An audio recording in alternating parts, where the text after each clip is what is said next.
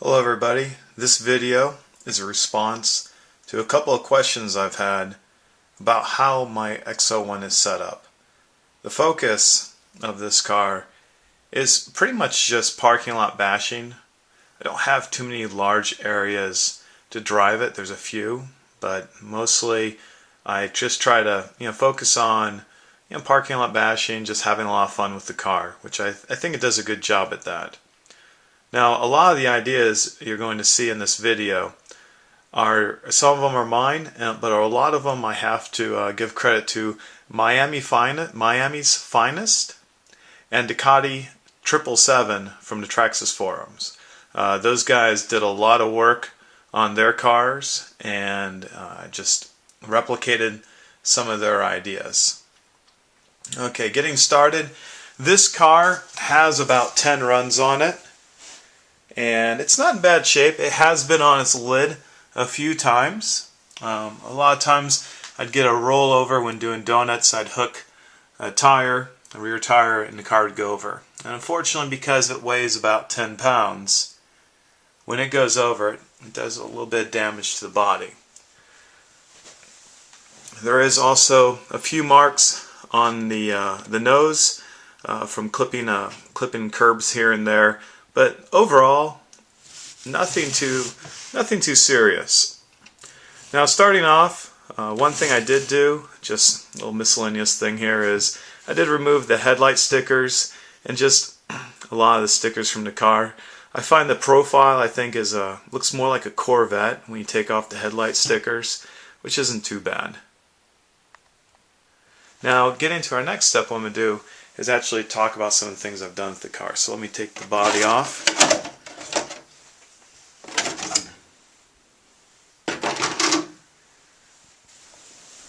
So what I'm going to do is I'm going to go in order of things that I did. The first thing that I did is I shimmed the rear arms. And I think I'm pointing at that with the ruler right here. There is some slop in this car from the factory. And actually, it's not the arms. The arms fit the pins pretty tight. The play is in where the pin goes through the rear bulkhead. But put in some washers in there, and they're pretty much the standard number 4 washers. A few of those. I think I have 2 in the back and 1 in the front. Just putting those in there took a lot of the shake out of there. As you can see, I'm trying to tug on the arm, and there is nothing really there. It's pretty solid now. Moving to the front of the car, I don't think it's easy to see, but yes, you can see that little shiny spot there. There is a single washer in the front arm, and that's very, very solid. Now, the front differential fluid is 100,000 weight. The rear is 10,000 weight. And basically what this means is, to me it sounds like we have pretty much a limited slip front diff and a very open rear diff. So especially when the car was lightly sprung, the weight would come off, like if the car was turning to the right, the weight would shift to the left, and the weight would come off the inside tire, and this tire just light up. I mean, it just spin, power wouldn't go to the ground, and the car wasn't very stable. I changed out to 30,000 weight, as suggested by, I think it might have been either Ducati 777 or Miami's Finest, but they did switch out to a 30,000 weight, as suggested by one of those drivers on the Traxxas forums, and I found that the car definitely hooks up a lot better coming out of the turn. Once I took care of that, I then, following, I think, the ideas suggested by Miami's Finest, I went and used the Traxxas Revo Green Springs, and I have those on the front and the rear. The reason for this was this car from the factory had a ton of body roll. I mean, it was very, very, very soft. I mean, I would almost say it was like driving my Traxxas Slash on pavement. It just had a lot of body roll. I also, in addition to adding those springs, I put in some low Z 80 weight shock oil, both front and rear, just to kind of match the springs. And even though it has helped, it has stiffened the car up, but it's not super firm. It has stiffened the car up and significantly reduced body roll. There's body roll still there, but that's to be expected. But overall, I was pretty happy with the results. In addition to that, I added some negative camber to the rear wheels, because after about 3 runs, I noticed that all the wear on the tire was from here to here, but there was no wear on the inside part of the tire. So I added about 1.5 turns of negative camber, and that has pretty much evened out the wear across these tires. I mean, there's still some areas on the insides that's not wearing evenly, but I found that helped a lot, and also helped with the car kind of reduction in the car spinning out.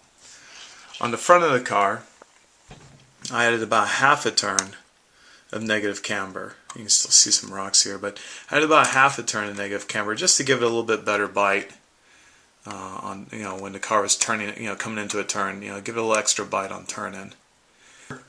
After I installed the shocks and springs, I took the car out for a drive.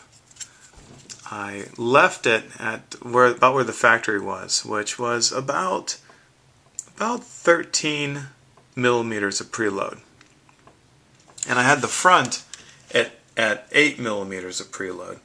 And what I found was, even though the car had a large reduction of body roll, understeer, there was a lot of understeer, and with throttle, even with changing throttle input and trying to properly drive the car, I could not go into a turn and hold a turn without a large amount of understeer. So what I did is I left the 13 millimeters of preload from the bottom of the cap to the top of this collar here, but I reduced the front to 6 millimeters. So I went from 8 to 6 millimeters of preload from the bottom of the cap to the top of the collar. And what I found is that is a pretty nice balance.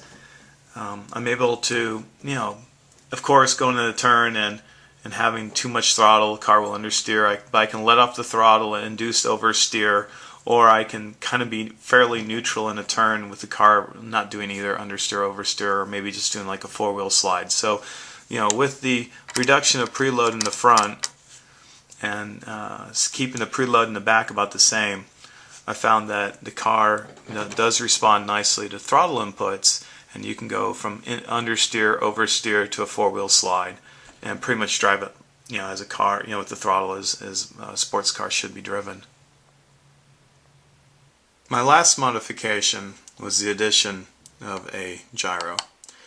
This has been discussed on both the Traxxas forum and on URC, and this is a Futaba G190. It came suggested to me by the local hobby store, AtlantaHobby.com, and it's a pretty simple installation. Right now it's just held on by double-sided sticky tape to the top frame piece.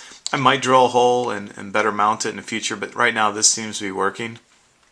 My last driving video with the stationary camera, you can actually see the effect of this. There's one time where the car gets very loose, very sideways, and it kind of goes side to side and then straightens itself out.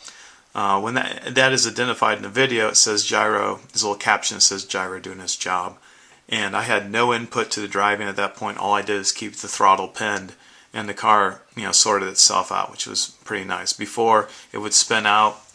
In one of my first video, it's a larger parking lot that was filmed. That's a video filmed by my wife. You can see the car quite a few times just spins out, and this gyro has made a huge difference. Has stopped that. Currently, I have the gain set at 50, and that seems to be working out well for me, especially at the speeds and style I drive. It's pretty easy installation. As I said, it's with double-sided sticky tape. I have a little bit of pad here just to attach the wires to, but to keep the wires from hitting the frame. Servo plugs in to the gyro right here, then this plugs into this wire goes to the receiver and goes through the little connection area right here where it keeps water out of the receiver.